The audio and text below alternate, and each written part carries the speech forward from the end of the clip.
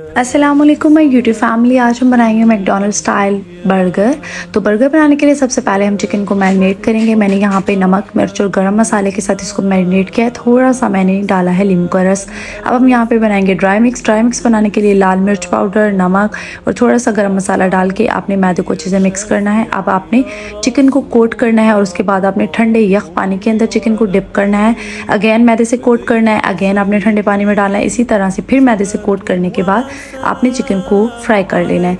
Chicken को 5 से 6 minute के लिए फ्राई करेंगे तो आप देख सकते हैं कितना यमी सा चिकन हमारा पका तैयार हो गया। इस सॉफ्टी बन की रेसिपी मैंने कमेंट बॉक्स के अंदर पिन कर ली है, वहां से आप जाकर बन की रेसिपी ले सकते हैं। अब हम बन को सैंपल करने के लिए सबसे पहले मायो स्प्रेड करेंगे, चिकन रखेंगे, केचप स्प्रेड करेंगे, अनियन स्लाइसेस, बंद गोभी और लेटस लीव रखेंगे, टॉप करेंगे बर्गर बन के साथ। जल्दी से ट्राएं और मेरे चैनल को सब्सक्राइब करें ताकि इस तरह की मजीद नई वीडियोस की अपडेट सबसे पहले